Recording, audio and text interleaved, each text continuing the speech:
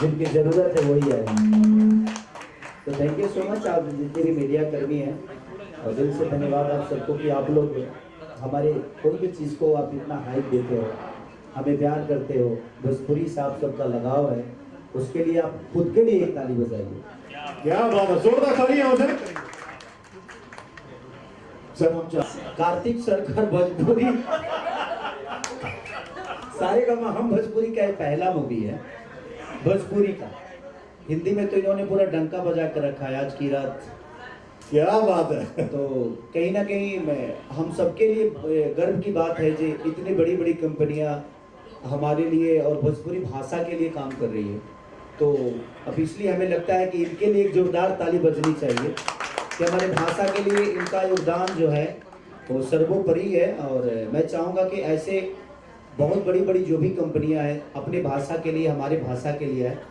और हमने कोशिश की है इसमें एक अवतार होता है ना सर, की तरह ही मैं अलग अलग रूप में नजर आ रहा हूँ इसमें।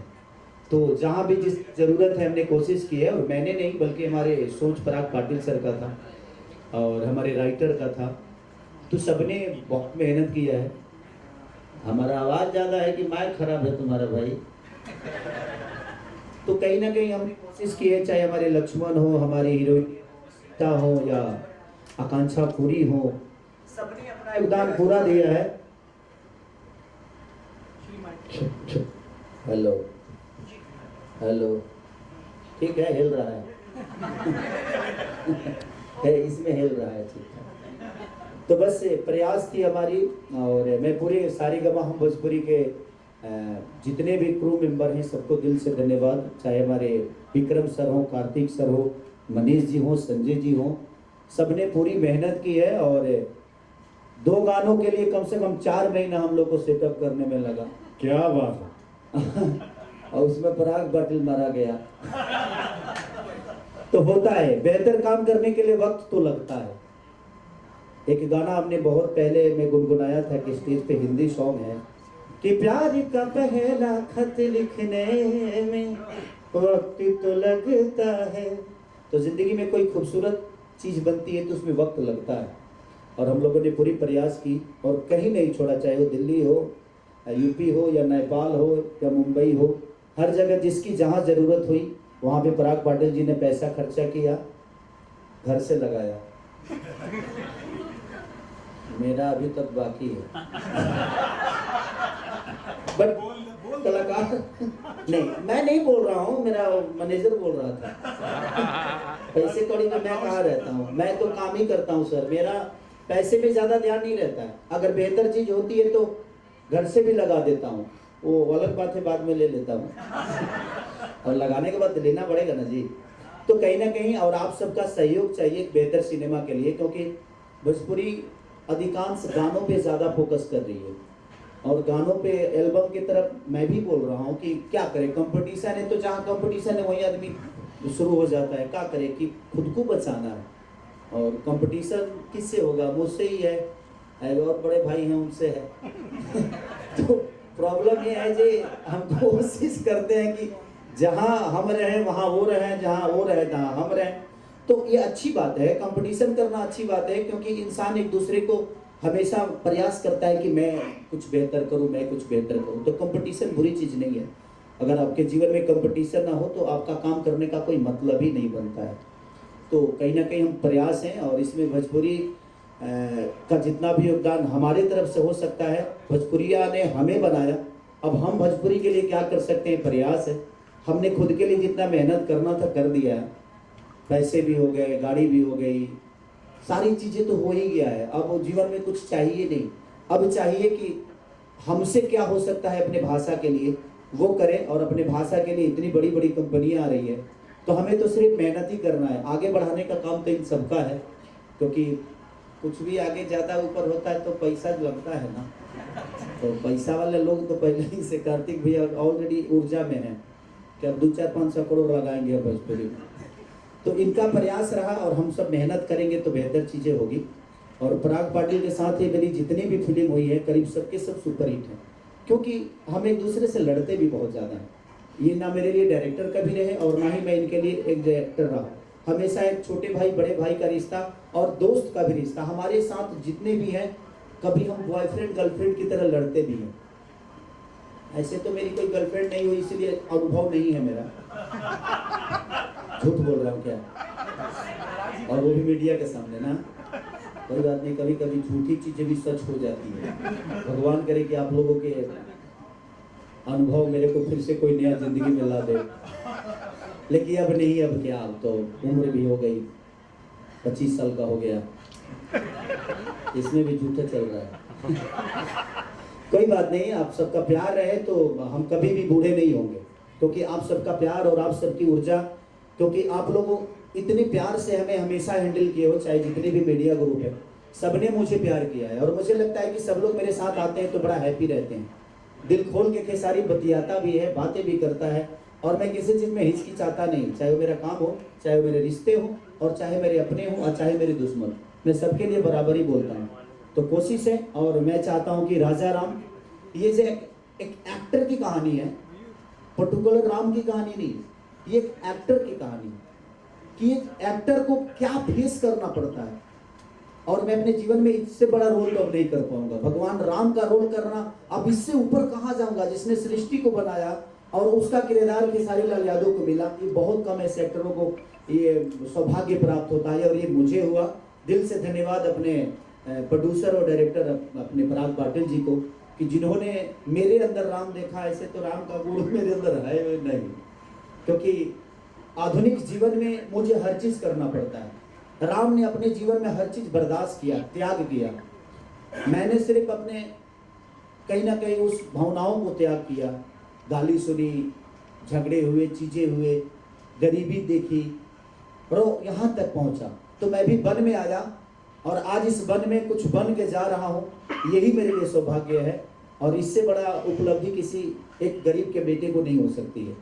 तो जीवन में अगर आप गरीब हैं तो कोशिश करिए कि आपको, आपके पास पाने के लिए बहुत कुछ है। एक अमीर के पास सिर्फ खोने के लिए होती है, लेकिन हम गरीब हैं तो हमारे पास पाने के लिए बहुत कुछ है। और जब तक घर नहीं छोड़िएगा, जीवन में कुछ कर नहीं पाइएगा। तो हर आदमी वन में ही है, अपने परिवार से दूर है, भगवान राम की तरह। अब बन के क्या जाना है, ये हमारे ऊपर विषय है कि हमें बन के क्या जाना है। किसी को दुखा के जाना है कि किसी को दिल तोड़ के जाना है, तो हम बनते क्या है ये मायने रखता है। तो मैंने कोशिश की, प्रयास की, और मुझे लगता है कि इधर की जितनी फिल्में मेरी आई है उसमें एक ये अलग है, क्योंकि इसमें सारे कलर आपको मिलेंगे। कमर्शियल बेस पे गाने बहुत, जितने भी ज़रूरत है, क्योंकि एज ए मैं हीरो काम किया हूँ, एज ए राम भी काम किया हूँ, तो बहुत सारी चीज़ें आपको इसमें मिलेगी। एक ही सिनेमा में आपको राम भी मिलेगा, आपको खेसारी भी दिखेगा, आपको राजा भी दिखेगा। तो बहुत सारे कलर हैं, और मेरे कलाकार जितने भी को एक्टर हैं, चाहे हमारे राहुल हो, या आकांक्षा जी हो, या सपना चौहान जी हो, या जितने भी हमारे बुजुर्ग उसमें काम किए हैं, हमारे विलन सुबोध जी हो, तो सारे लोगों ने बहुत मेहनत किया है। हमारे बाप जो बनते हैं विनोद मिश्रा, वो कमाल के एक्टर हैं, उन्होंने बहुत प्यारा काम किया है, उनसे मेरी ट्यूनिंग बड़ी प्यारी है। तो सबने बेहतर काम किया है, और मैं चाहता हूं कि उन सारे कलाकारों के लिए एक जोरदार ताली बजाइए जो यहाँ पे नहीं है। तो दिल से थैंक यू सारेगामा हम भोजपुरी को। और ये 7 तारीख को रिलीज हो रहा है। नहीं, कल टीजर रिलीज हो रहा है। कल टीजर है ना? 5 तारीख को टीजर रिलीज हो रहा है, सुबह 7 बजे। और मुझे लगता है कि 9 तारीख को हम गाना रिलीज करेंगे। कौन सा गाना होगा सोचिए, गेस कीजिए कौन सा गाना है वो। अरे यार, पूजा बहुत जीनियस है। आकांक्षा जी के साथ कौन बोला? ये बोली, कोई बात नहीं, सही गेस है आपका। तो पहला गाना चुम्मा चुम्मा दे दे हम कर रहे हैं, जो कि 9 तारीख को कर रहे हैं। और आकांक्षा पुरी जी के साथ, कमाल के एनर्जेटिक महिला है वो, और कमाल की परफॉर्मर, और उनका एप्स बहुत, मैं आई लाइक दिस एप्स, बाप रे बाप, टाइगर श्रॉफ की तरह एप्स बनाई हैं। तो अच्छा लगता है, बड़ी मेहनती है, बड़ी कूल नेचर की है, और मुझे बहुत मज़ा आया। हम लोगों ने पूरी रात गाना की, लेकिन वो 103 डिग्री बुखार में उसने किया, और पानी से भरा स्विमिंग पूल वाला भी सीक्वेंस, लेकिन उन्होंने अपनी एनर्जी में इतना भी कमी नहीं छोड़ा। तो ऐसे कलाकारों को प्लीज जो ताली के हकदार है तो जोरदार एक ताली बजाइए कि ऐसे कलाकार हमेशा आगे बढ़े जो अपने काम को प्यार करते हैं। तो thank you so much.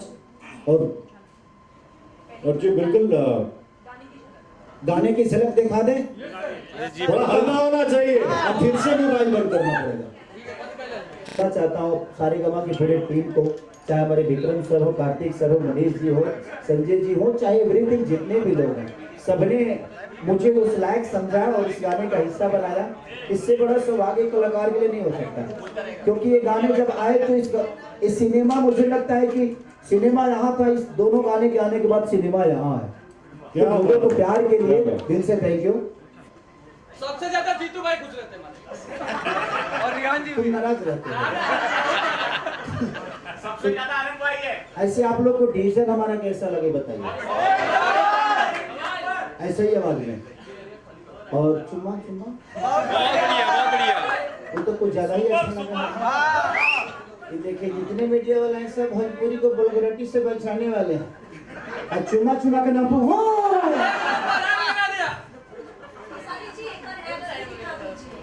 Oh sir ये तो फंसा दिया।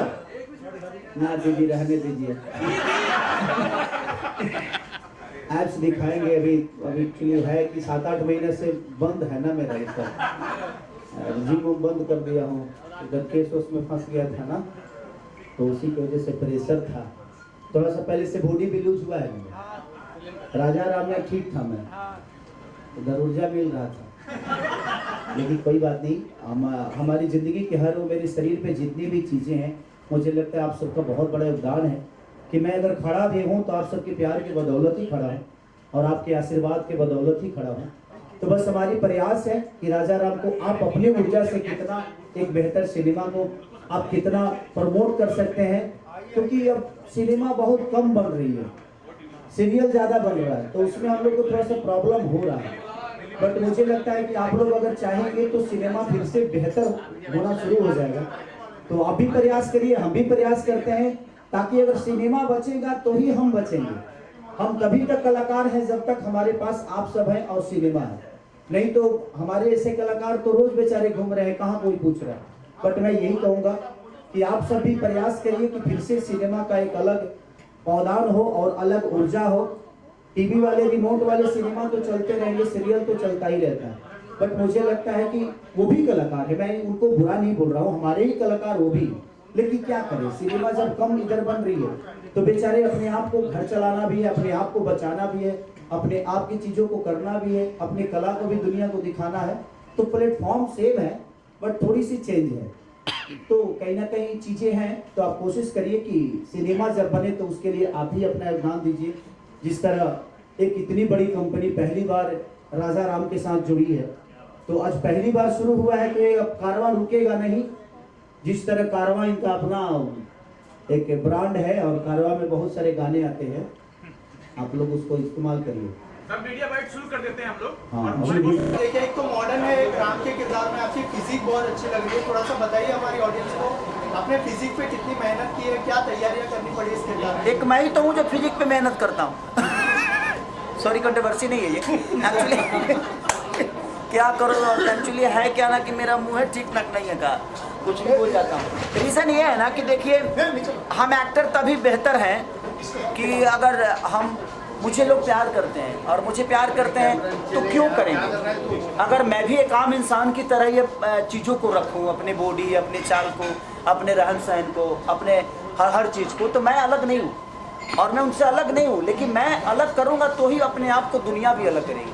और मैं थोड़ा सा सीरियस रहता हूँ अपने फिजिक को भी लेके, अपने काम को लेके, तो उसके वजह से उसी बहाने मैं अपने आप को फिट भी रखता हूँ। इसीलिए मुझे लगता है मैं जब काम से प्यार करता हूँ, तो जब आपको अपने काम से प्यार होगा ना, तो कहीं ना कहीं आप अपनी चीज़ों को, हर चीज़ को बेहतर करोगे। इसीलिए हो सकता है कि आपको मेरी फिजिक अच्छी लगी हो। दिल से थैंक यू। कैसा है कि आपने अभी बताया कि यह एक एक्टर की कहानी है, तो कहीं ना कहीं आपके ऊपर तो नहीं फिल्म बनी है? नहीं, मेरे ऊपर नहीं है।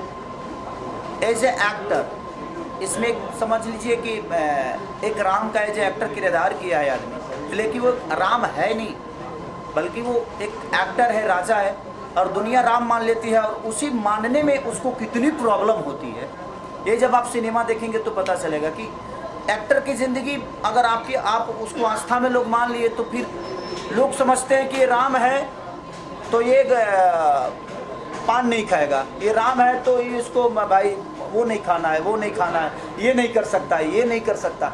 तो उसमें क्या एज ए इंसान की ज़िंदगी जो होती है ना वो बड़ी डिस्टर्ब हो जाती है। उसी बेस पे एक कहानी है कि एक एक्टर की ज़िंदगी में क्या क्या नहीं होता है, और जब लोग उससे जुड़ जाते हैं तो जुड़ने के बाद उसकी मुसीबत और बढ़ती है। क्या राम का किरदार करने वाले रामायण में अरुण गोविल की कहानी है ये? आप कह सकते हैं क्योंकि उनके साथ भी उनसे ही इंस्पायर होकर ये कहानी बनाई गई है कि उनके भी जीवन में उछल कूद हुआ था जब उन्होंने एक सिगरेट पी ली थी। तो उसी के बेस पे हम लोगों ने इस कहानी को कहीं ना कहीं पिरोया है।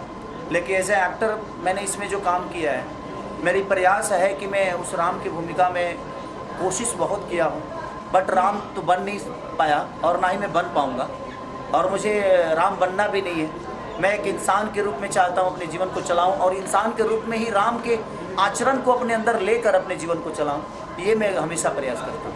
केसारी जी, लहरे भोज की तरफ से सबसे पहले आपको बहुत बहुत मुबारक। चीज़ें जो है रिलीज होते ही हिट हो गई पूरी पिक्चर, इसमें कोई दो राय नहीं रहे। मुबारकबाद इसके लिए आपकी पूरी टीम को। मैं ये जानना चाहता हूँ कि इसमें अलग अलग किरदार सेट, जैसा कि आपने कहा कि एक आर्टिस्ट के ऊपर डिपेंड पूरा किरदार है, तो किस तरह की तैयारी आपने अलग अलग किरदारों के लिए की, उसके बारे में? देखिए, एक लोहा ही है जो गन भी बना, लोहा से गन भी बनता है, गोली भी बनती है, चाकू भी बनता है, दुनिया का हर वो तेजदार हथियार बनता है। तो समझ लीजिए कि हमारा किरदार लोहा है, एक सरिया है। उस सरिया से इस सिनेमा में कई प्रकार के हथियार बनाए गए हैं, लेकिन लोग इस बात को मानने को तैयार नहीं कि ये लोहा ही है, एक कलाकार है। कलाकार इसमें कोई नहीं मान रहा है। हर उस मेरे कलाकारी से हर आदमी जुड़ गया है, और जुड़ने के बाद जो मुझे प्रॉब्लम हुई है वो शायद भगवान राम के जीवन में भी वैसा ही प्रॉब्लम आया था जो मुझे आई है इस सिनेमा में प्रॉब्लम। और मुझे मज़ा आया इस सिनेमा को करने के बाद, क्योंकि मुझे लगा कि मेरे जीवन की इससे बड़ा रोल अब मुझे पता नहीं मिल पाएगा कि नहीं मिल पाएगा। ये गाना रिलीज किया गया, ये बच्चन साहब का आइकॉनिक सॉन्ग है, और जब ये रिलीज हुआ था तो काफ़ी हिट हुआ था। तो बच्चन साहब क्या इस गाने की शूटिंग के लिए आपने कुछ तैयारी की, उनके स्टेप देखे या फिर कुछ और? नहीं, देखिए, बच्चन साहब को कौन देखना नहीं चाहेगा, बट वो बहुत साल, मुझे लगता है कि मेरे जन्म से पहले के ये गाने होंगे, तो मैंने वो चीज़ों को देखा नहीं। बट हम लोगों ने नए तरीके से कोशिश की है। उनको कॉपी करना आसान काम नहीं है कि मैं बच्चन साहब को कॉपी करूँ, वो आसान काम नहीं है, बहुत मुश्किल काम है। बट खेसारी क्या है वो मैं कोशिश किया हूँ कि दुनिया को बताऊँ कि मैं ये हूँ, बच्चन साहब अलग, वो ईश्वर हैं, तो ईश्वर को कॉपी करना बड़ा असंभव बात है। बट हम प्रयास किए हैं कि मैं खेसारी हूँ तो लोग मुझे खेसारी के रूप में ही देखें। जैसे कि आपने राम का किरदार निभाया, आपने कहा कि अरुण गोविल जी को लोग ऐसे रिलेट करते थे, आपने भी बहुत सारे हिट किरदार निभाए। क्या आपके साथ ऐसा कभी हुआ है कि किरदार के साथ लोग कनेक्ट करने लगे, फैंस वो नाम से बुलाने लगे आपको? अगर उस बारे में ऐसी कोई मेमोरी शेयर करना चाहते? आपको बताना चाहता हूँ कि मेरा ओरिजिनल नाम शत्रुघ्न है, सबको पता होगा, बट लोगों ने ही मेरा नाम खेसारी रखा। और लोगों के रखने के बाद ये पहला ऐसा मेरे जीवन में ऐसा चीज़ आया जैसे दिनेश भैया के साथ हुआ, निरहुआ। तो बहुत कम ऐसे कलाकार हैं आपके जीवन में, और बहुत कम ऐसे कलाकार हैं कि उनके नाम से नहीं बल्कि लोगों ने जो दिया उसी नाम से दुनिया ने उनको जाना। तो ये मेरे जीवन का तो सबसे बड़ा मेरा नाम ही दुनिया का दिया हुआ है। अब इससे बड़ा मेरे लिए उपहार दुनिया से क्या हो सकती है। और पराग सर, आप निर्माता भी है, निर्देशक भी है, क्या कारण बना कि आप निर्माता बने? क्या आप भोजपुरी बदलना चाह रहे हैं और ये राजा राम को लेके आप खेसारी जी को लेके बना रहे हैं? देखिए, भोजपुरी में एक बड़े कैनवास की बहुत ज़रूरत थी, और एक बड़े कैनवास को हमेशा एक बड़ा हीरो, एक बड़ा सुपरस्टार चाहिए होता है। तो खेसारी जी से हमेशा डिस्कशन करते थे हम लोगों ने, जैसे कि हम लोग के एक बड़े कैनवास की जो शुरुआत भोजपुरी से हुई जो थी संघर्ष 2। संघर्ष 2 के बाद में बतौर निर्देशक प्रोड्यूसर्स के साथ में काम करना कि अरे अब तो पराग पाटिल बड़ी कैनवास की सिनेमा बना रहा है, तो अब अगर इसको साइन करेंगे तो बड़ा कैनवास हो जाएगा। तो वही मैं खेसारी जी से तब डिस्कस किया, तो खेसारी जी ने मुझको ये मौका दिया कि पराग तुम ही प्रोड्यूसर बनो, और कहीं ना कहीं इस फिल्म से, राजा राम से KKR 27 भी जुड़ा हुआ है। तो वही जैसे केसारी जी ने पहले कहा कि धन बाकी है, तो मैं ये कह सकता हूँ कि तन मन और धन से ये मेरे साथ है। तो यही कहना चाहूँगा कि राजा राम एक जो किरदार है केसारी जी का, तो जैसे एक रियल लाइफ में ये सुपरस्टार है, वैसे रियल लाइफ में भी एक सुपरस्टार की भूमिका कर रहे हैं। और जब रियल लाइफ में एक सुपरस्टार एक हीरो की भूमिका में एक सिनेमा में नज़र आता है तो एक डिफरेंट किरदार उसको करने पड़ते हैं। जब किरदार कोई माइथो या हमारे हिस्ट्री से जुड़ा हुआ एक अहम किरदार उसके साथ में उसको जब निभाने की जब ज़रूरत पड़ती है, तो जैसे इन्होंने कहा कि इनका नाम था शत्रुघ्न और इन लोगों ने इनको केसारी के नाम से बुलाना शुरू कर दिया। तो वही बात है कि एक माइथो इमेज से एक सुपरस्टार को निकलकर वापस अपने आप को सुपरस्टार प्रूव करना होता है, वही है राजा राम।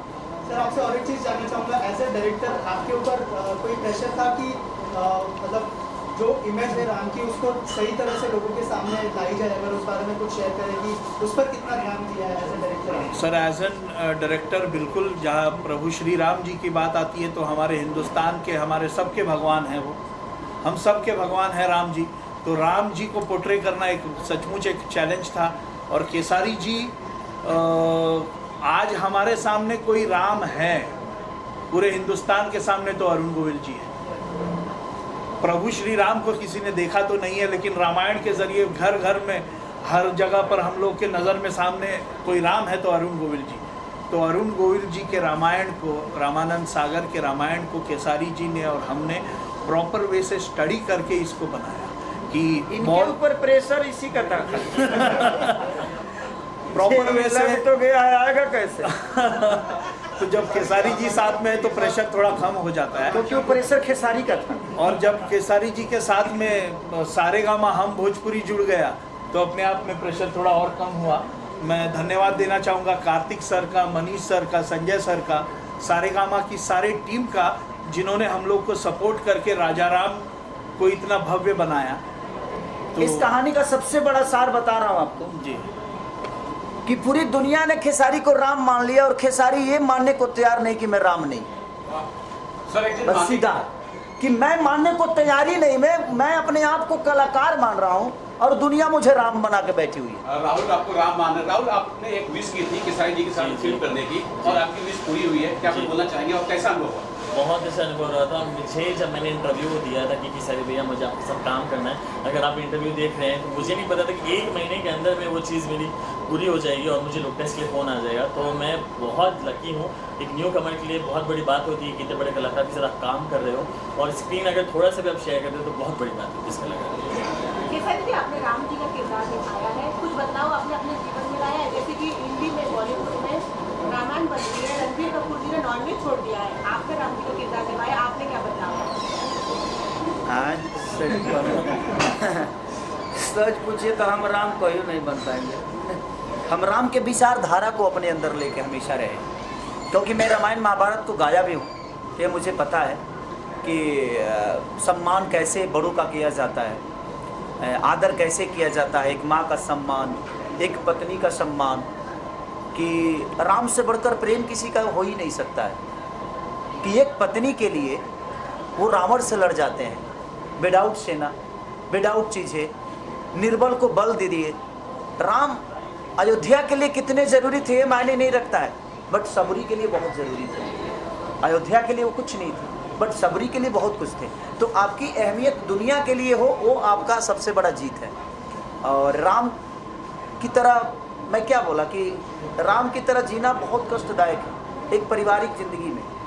और मैं कोशिश करता हूँ कि जिस तरह राम ने अपने माँ बाप को सम्मान दिया, जिस तरह समाज को सम्मान दिया, जिस तरह अपने पत्नी को सम्मान दिया, वो सारी चीज़ें अपने अंदर उतारने की मैं कोशिश करता हूँ। और कुछ हद तक मैं कामयाब भी हूँ उस चीज़ में। तो बड़ा बदलाव यही है कि राम की तरह ऐसा थोड़ी है। हाँ, नॉनवेज खाना तो मैं भी छोड़ ही दिया, और मुझे भी लगता है जो अब सेट पे भी हम लोग सेट पे भी मुझे लगता है कि नॉनवेज पूरी राजा राम के सेट पे कभी नॉनवेज नहीं बना। चाहे इसके जब हम गाना शूट हुए तब भी, अच्छा कभी भी पूरे क्रू मेंबर ने नॉनवेज नहीं खाया। और हमने प्रयास की कि हद तक अगर हम आस्था से जुड़ के कोई काम कर रहे हैं तो हमें आस्था की तरह अपने आप को बना कर रखना पड़ेगा। तो यही विषय था। और अब लोगों को कितना, मैं सीधा ही बताया ना कि दुनिया ने हमें राम मान लिया, लेकिन मैं ये मानने को तैयार नहीं कि मैं राम हूँ। इस कहानी का सबसे बड़ा सार यही है कि एक कलाकार बोल रहा है कि मैं कलाकार हूँ, दुनिया बोल रही नहीं तू राम। अब उसी में गाड़ी फंसती है, उसी में क्या क्या नहीं होता है। इस आदमी को लोगों का कच्छा तक धोना पड़ता है। ऐसी सिचुएशन इस कहानी में आ गई है। तो वही विषय है कि एक कलाकार बोल रहा है कि मैं कलाकार हूँ और दुनिया बोल रही नहीं तू राम, और उसमें फंसता है। और हमारी ज़िंदगी कितनी उछल पुछल होती है, और लास्ट में इसको मानना पड़ता है कि नहीं, उससे बढ़कर किरदार नहीं हो सकता। आशिक सर, एक बड़े कैनवास का सॉन्ग आ रहा है, क्या कुछ बोलना चाहते हैं? भाई हमारा तो सौभाग्य, हम इस फिल्म के साथ एसोसिएटेड हैं। खेसारी जी के साथ हमने तकरीबन 50 गाने किए Khesari ji over the last few years. हमारे सबसे बड़े गाने खेसारी जी की कंट्रीब्यूशन से हुए हैं। कुछ गाने 450 मिलियन 500 मिलियन भी क्रॉस किए। सो जब ये अपॉर्चुनिटी आई राग जी के थ्रू तो वी वर वेरी एक्साइटेड। तो इस फिल्म में 11 गाने और 11 के 11 मुझे लगता है सुपर हिट किया। ये तो रही बात एल्बम की, लेकिन ये गाना तो बहुत आइकॉनिक गाना है जो इन्होंने गाया, जिस तरह से उन्होंने उसको निभाया। I think it's commendable, it's wonderful. तो म्यूजिक के अलावा क्या पराग पाटिल और आपके सही साथ को लेकर कोई फिल्म बनाने की आप योजना बना रहे हैं या कुछ होगा तो? ये अभी तो पहली फिल्म के साथ हमारी पार्टनरशिप है, एसोसिएशन म्यूजिक लेवल के तौर पे। आगे आके और भी करेंगे, 100% करेंगे। आपका साथ तो बिल्कुल करेंगे। सारेगामा से मेरा सवाल है, कार्तिक सर, ऐसी एक इवेंट में आप लोगों ने कई फिल्में पवन सिंह के साथ अनाउंस की थी, वो फिल्में आपकी बनी नहीं और आपने खेसारी लाल यादव को लेकर पहली फिल्म का पदार्पण किया। उन प्रोजेक्ट आपने बंद कर दिया? नहीं, बंद बिल्कुल नहीं किया। उन प्रोजेक्ट पे काम चल रहा है, वो प्रोजेक्ट जल्दी आएंगे। जो अनाउंस किया था वो गायब हो गया।